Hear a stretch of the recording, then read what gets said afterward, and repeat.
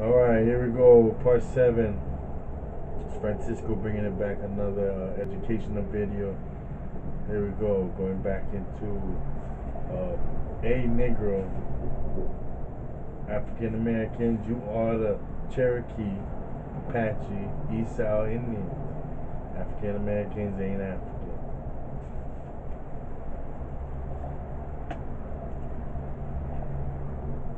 Now remember, I was trying to show you that you're the Indian.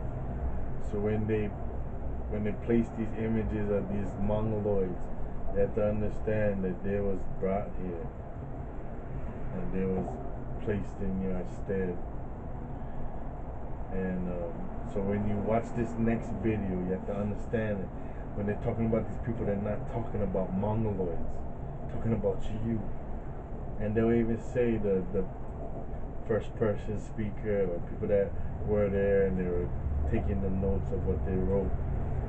They even say, oh, they treated the Aboriginals, oh, them. So they're not recognizing themselves as the Indians. So they understand that there are different type of Indians.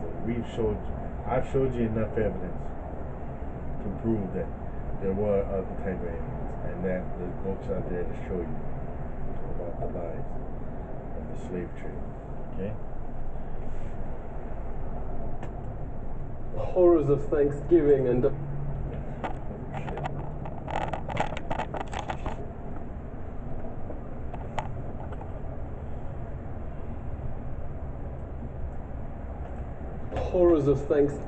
America as a white future minority. Coming up. Far and away the most massive genocide in the history of the world. The lowest life expectancy in the West. And the year the U.S. will turn native.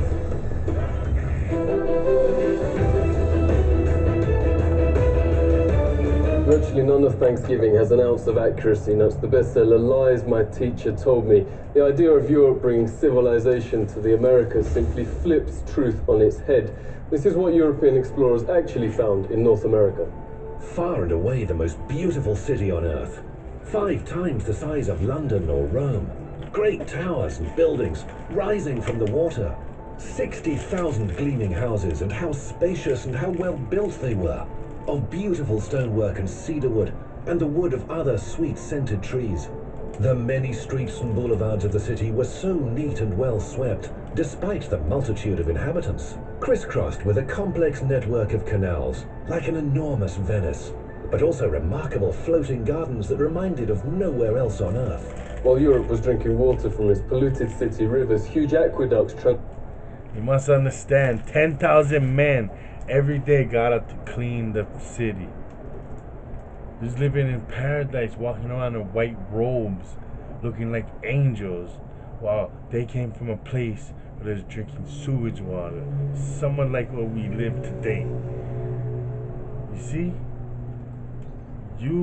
This is what you had. If you don't believe me, I have this book right here. Alright? It's called Mysteries of the Mexican Pyramids. Okay, it's a must buy. Don't front, buy it. Okay? So this right here is the same exact scene, but in Central America. Okay? When the Spaniards first glimpsed the island capital of Tenochtitlan, the glimmering like an exotic Venice at the end of a wide causeway, with stunning palaces, temples, and pyramids stuccoed pink with volcanic ash rising from the cerulean waters of the lake. They thought they were dreaming. Though many had seen the splendors of Rome and Constantinople, they were amazed at the city of 300,000 inhabitants, fed by freshwater aqueducts, laced with canals and carefully paved streets, adorned by arcaded squares twice as big as Salamanca's, serviced by a market with 70,000 Indians daily, bought and sold 1,000 different products. from filigree jewelry to mountains of polychrome feathers, including those from the Quetzal bird. The Spaniards were enchanted by such luxuries as botanical and zoological gardens, by elegant towered palaces higher than the cathedrals of Seville, surrounded by large and beautiful private houses with fragrant gardens shaded by bright cotton awnings, where courtly nobles feasted on fruits and vegetables, sauces and soups, fish, meat, cakes, and pies, varied by such delicacies as mogwai grubs and with hot chili, winged ants and savory herbs, and rats in chocolate sauce. You created soups, you created pies, you created sauces. They came here and was like, chocolate sauce? This is what this is what you build when you are left to your own, when you are not stressed out and marginalized and subjugated. These books shed a picture that is clearer than ever, and understand you have been lied to. You must educate yourself.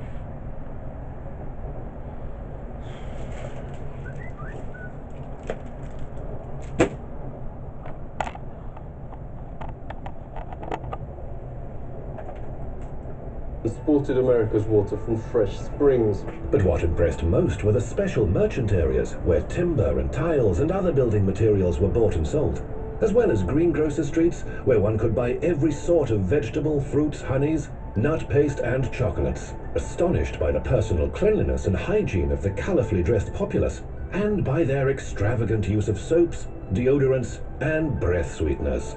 Most Europeans never bathed and kept clothes on at all times. The Pilgrim's Notes biographer Zini Finer had a terrible smell. Indians tried, quote, without success to teach them to bathe. Just like when they talk about the Moors in Europe, trying to teach the Spaniards how to bathe, you had to do it all over again. When they came here, you had to teach them how to bathe, and it didn't work. They were so stink, you could not deal with it in their presence.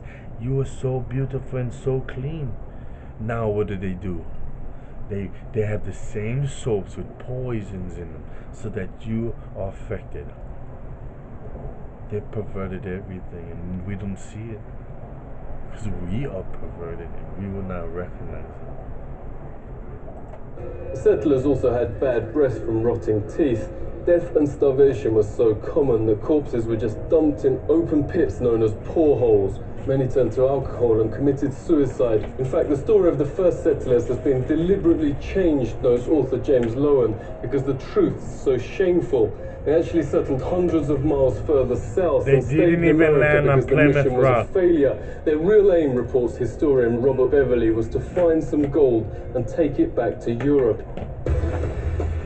Okay, remember now, you hear stories of, when the pilgrims came on their pilgrimages to the Holy Lands. You don't hear that, but you hear when the pilgrims came. The Indians showed them how to farm so that they could survive because they did not even know how to farm. This is what really happened. They spent their days digging random holes in the ground, haplessly looking for gold instead of planting crops. Soon they were starving and digging up putrid Indian corpses to eat. They took some Indian prisoners and forced them to teach. They were eating your family members that have died. They weren't eating the people that they were with who had passed away. They died from starvation. What type of meat would be on their bones? What type of meat could they squander from those bones? No, they were digging up your graves of your ancestors and eating them like they do, like they've always done. They love us. The colonists how to farm. And the meal with the natives wasn't quite the Thanksgiving shown on TV and in school books. A colonists offered the Indians a toast to eternal friendship, whereupon the chief, his family, advisors, and 200 followers dropped dead of poison. In mainstream history books, perhaps the most common description of American territory then is virgin land. In fact, notes historian Peter Jennings, it was widowed, horrific enough the Nazi ethnic cleansings in Europe during World War II. Leading American studies professor David Stannard notes it's dwarfed by, quote, far and away the most massive act of genocide in the history of the world.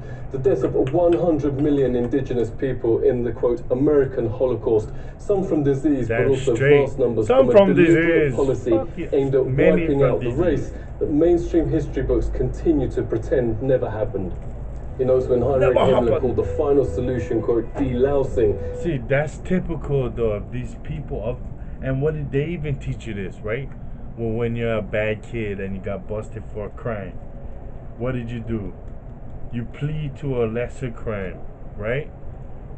So if you figure you give them half the truth, then maybe you can get away with the rest of the lie. That's the same thing they're doing.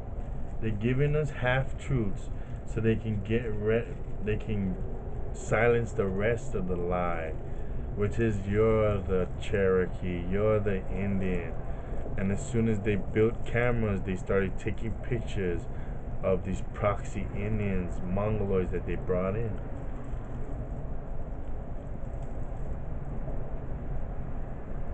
What they did was they took your stand. Himmler was only echoing the Pilgrim Army's rallying cry, nits make lice, nits being Indian babies. This was a map of Indian nations across the US. 80% of the first government's entire budget went on attacking existing Indian settlements to take their developed farmland. Settlers would most probably not have survived, writes Jennings, on their own. 95% of America's entire population was then wiped out. American Holocaust notes there is documented evidence of colonization. So first what they did was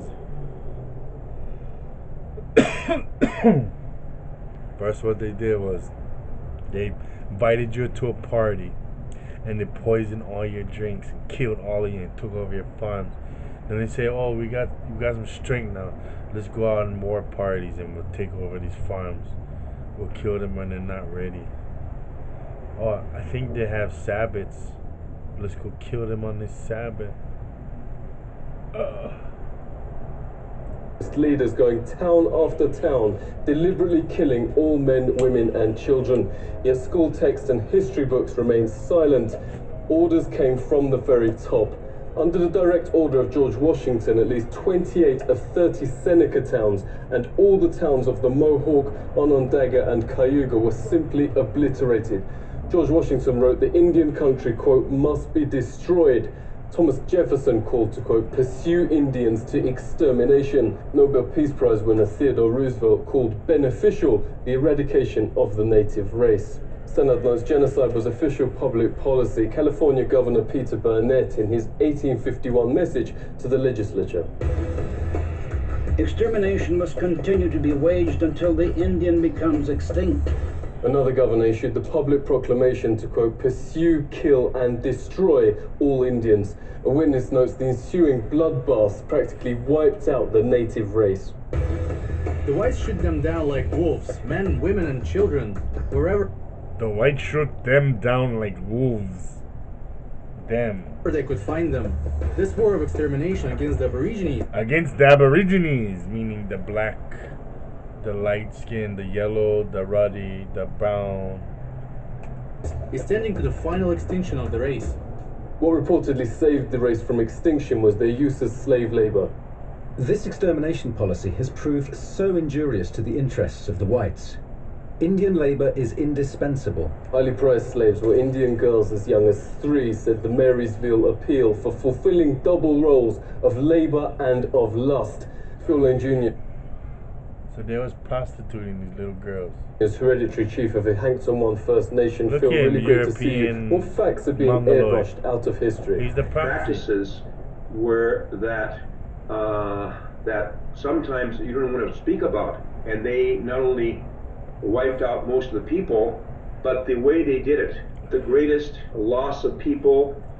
Their book said they pretty much wiped everybody out. There was just a remnant of us left.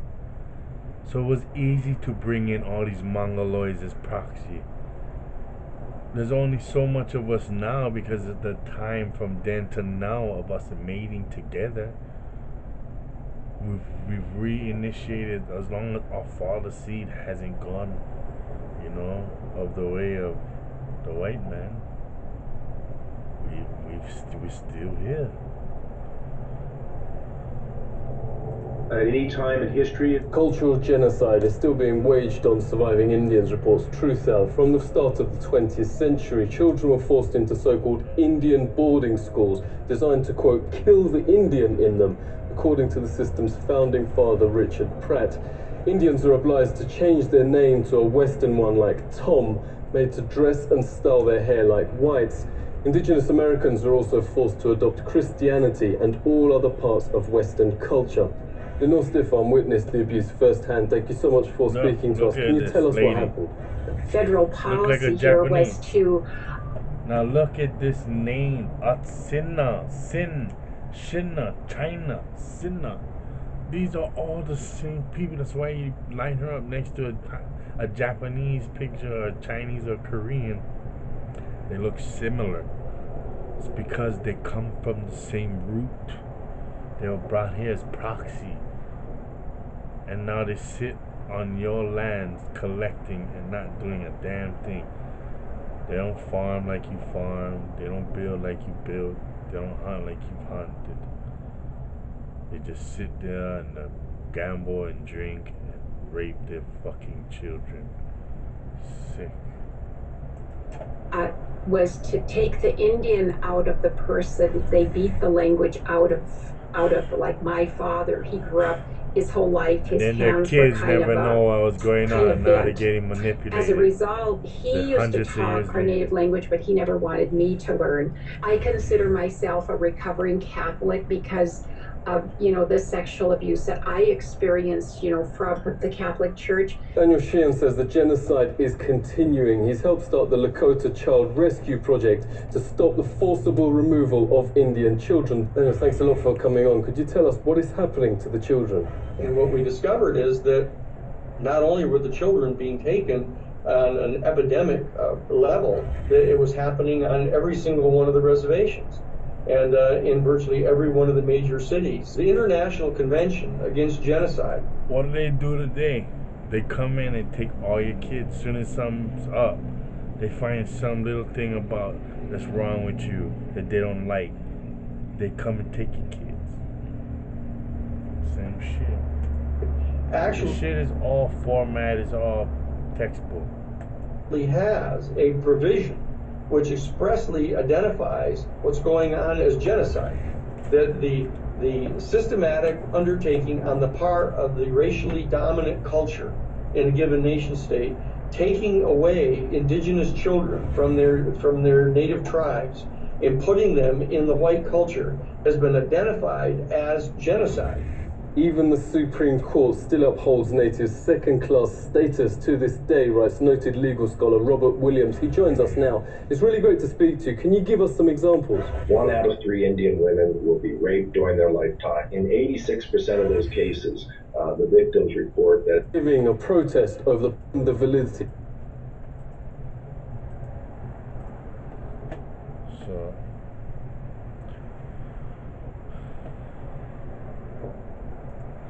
Look, all this Native American footage ever.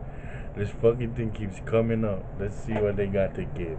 Give it all you got. Give it all you got. Give it all you got. Woo! King Drop just showed how the flutes are tuned to 432 and what our ears are aligned to. That's all shit.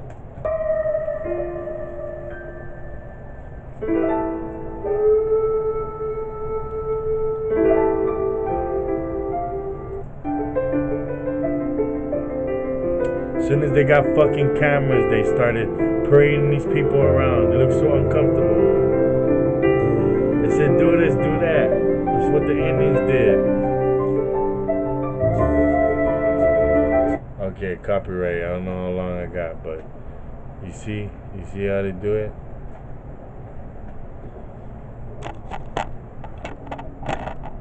So,